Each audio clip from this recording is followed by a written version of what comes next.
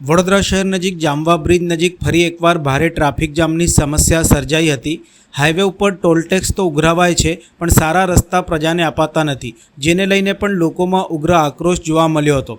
સોમવારે સવારે national highway ઉપરના માર્ગ ઉપર પડેલા સંખ્યાબંધ ખાડાઓ અને ચાલુ વરસાદના પગલે વાહન ચાલકોને ધીમી ગતિએ વાહનો ચલાવવાની ફરજ પડી હતી। પરિણામે વાહનોની લાંબી કતારો સર્જાઈ હતી અને લગભગ 10 કિલોમીટર જેટલો ટ્રાફિક જામ જોવા મળ્યો હતો। હાઈવે ઉપર આવેલા ખાડાઓના કારણે તેમજ જામવા બ્રિજ સાંકડો હોવાના કારણે દરરોજ આમ ટ્રાફિક જામની સમસ્યા સર્જાતી જ હોય છે, જેના પગલે લોકોમાં ભારે રોષ જોવા મળ્યો છે। ખાસ કરીને જામવા બ્રિજથી અમદાવાદ મુંબઈ નેશનલ હાઈવેના સેક્શન સુધી વાહનો ધીમી ગતિથી ચાલતા હોવાથી લોકોને ઓફિસ, સ્કૂલ અને ઇમરજન્સી સેવાઓમાં વિલંબ ભોગવવો પડે છે। ઘણા વાહન ચાલકો તંત્ર સામે ખુલ્લેઆમ આક્રોશ વ્યક્ત કરી રહ્યા છે।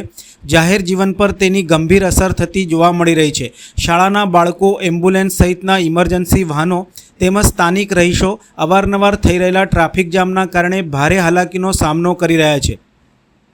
હાઈવેની આસપાસ વસેલી સોસાયટીઓના રહેવાસીઓએ પણ રોષ વ્યક્ત કરતા જણાવ્યું હતું કે ટ્રાફિક જામ વચ્ચે ઘરેથી નીકળવું પણ મુશ્કેલ બની ગયું છે।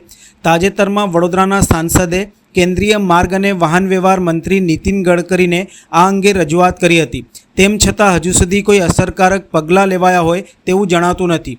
લોકો તંત્ર પાસેથી તાત્કાલિક ખાડાઓ પૂરવા અને માર્ગ વ્યવસ્થિત રીસર્ફેસિંગ સહિતની કામગીરી કરવાની માંગણી કરી રહ્યા છે, તેમજ લાંબા ગાળાના સમાધાન માટે સાંકડા બ્રિજને પહોળો કરવાની પણ માંગ કરી રહ્યા છે।